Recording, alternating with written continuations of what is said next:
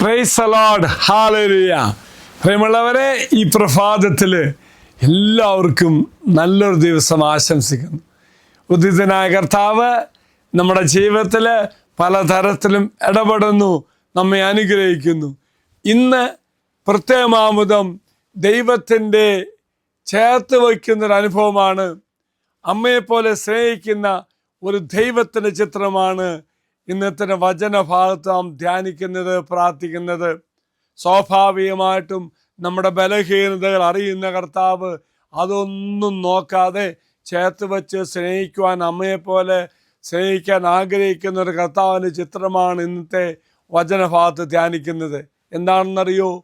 Tiberius കടൽത്തീരത്ത് മീൻ പിടിക്കാൻ പോകുന്ന ശിഷ്യന്മാരുടെ രംഗമുണ്ട്. ഈ പ്രിയപ്പെട്ട ശിഷ്യന്മാരെ യേശു വിളിച്ചതാണ്, മനുഷ്യരെ പിടിക്കുന്നവനാക്കിയവനാണ്. എന്നിട്ടും യേശുവിൻ്റെ മരണശേഷം യേശുവിനെ ഉപേക്ഷിച്ച് ഓടിപ്പോകുന്ന ശിഷ്യന്മാർ, ഭയപ്പെട്ട് മുറിക്കകത്തിരിക്കുന്ന ശിഷ്യന്മാർ, ഇതാ പുറത്തിറങ്ങുന്ന ശിഷ്യപ്രമുഖനായ പത്രോസും കൂട്ടുകാരൻ മീൻ പിടിക്കാൻ പോകുന്നു. പത്രോസ് പറയുന്നു, ഞാൻ പഴയ പണിക്ക് പോവുക, നിങ്ങൾ വരുന്നോ എന്ന്. പ്രിയമുള്ളവരെ, യേശുവിനോട് കൂടെ മീൻ പിടിച്ചപ്പോൾ മാത്രമേ മീനിൻ്റെ സമൃദ്ധി, മത്സ്യത്തിൻ്റെ സമൃദ്ധി ഉണ്ടായിരുന്നു അറിഞ്ഞവനാണ്. യേശുവില്ലാത്ത അവസ്ഥയിൽ മീൻ പിടിക്കാൻ പോയപ്പോൾ ഒന്നും കിട്ടിയില്ല എന്ന അനുഭവം ഉണ്ടായിരുന്നവരാണ്. എന്നിട്ടും യേശുവിന് മരണശേഷം ആ പഴയ അവസ്ഥയിലേക്ക് അവർ തിരിച്ചു പോകുന്നു. ഒരു കാര്യമുണ്ട് പ്രിയമുള്ളവർ, രാത്രി മുഴുവൻ മീൻ പിടിക്കാൻ ശ്രമിച്ചിട്ടും ഒരു കൊച്ചു മീൻ പോലും കിട്ടാതിരുന്ന ആ ശിഷ്യന്മാരുടെ അവസ്ഥ എന്തുകൊണ്ടാണ്?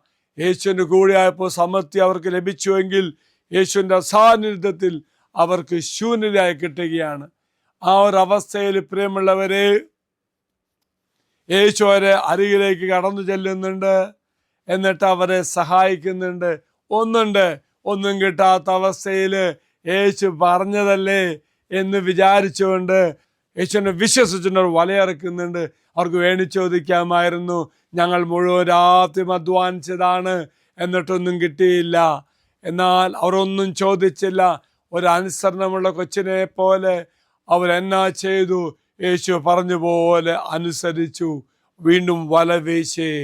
പ്രിയമുള്ളവരെ, രാത്രി മുഴുവൻ മീൻ പിടിക്കാൻ, ഏറ്റവും നല്ല സമയമായ രാത്രി മുഴുവൻ മീൻ പിടിക്കാൻ ശ്രമിച്ചിട്ടും ഒരു മീനെ പോലും കിട്ടാതിരുന്നിട്ട് തമ്പുരാൻ ഒരു വാക്ക് പറഞ്ഞപ്പോൾ, ആ വാക്കനുസരിച്ചപ്പോൾ അവിടെ സമൃദ്ധി കിട്ടി.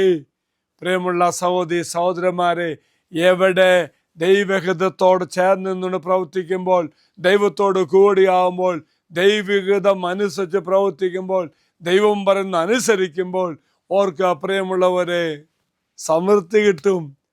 വല നിറച്ച് കിട്ടിയില്ലേ പ്രിയമുള്ളവരെ? ഇതുപോലെ ദൈവത്തോട് ചേർന്ന് നിന്നുകൊണ്ട്, ദൈവാധികാരത്തോട് ചേർന്ന് നിന്നുകൊണ്ട്, അനുസരണത്തിലൂടെ മത്സ്യത്തിൻ്റെ സമൃദ്ധി ലഭിക്കാൻ നമുക്ക് സാധിക്കട്ടെ. വീണ്ടും കർത്താവിനെ കാണുന്നത് ഒരമ്മയെ പോലെയല്ലേ പ്രിയമുള്ളവരെ?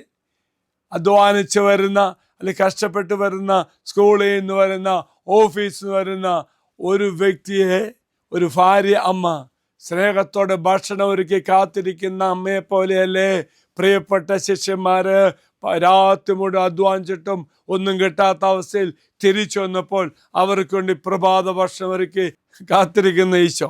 എങ്കിലും പ്രിയമുള്ളവരെ, ജീവിത യാത്രയിൽ സ്വാഭാവികമായിട്ടും നമ്മുടെ ഒറ്റയ്ക്കുള്ള യാത്രയിൽ, നമ്മെ തന്നെ ആശ്രയിച്ചുള്ള യാത്രയിൽ, അല്ലെങ്കിൽ തന്നെ നമ്മൾ അധ്വാനം നിഷ്ഫലമാകുന്ന അവസ്ഥയിൽ ദൈവസന്നിധിയിലേക്ക് നീ തിരിയുമ്പോൾ, ദൈവം പറയുന്നത് കേൾക്കുമ്പോൾ സമൃദ്ധി കർത്താവ് നിനക്ക് വേണ്ടി ഒരുക്കും.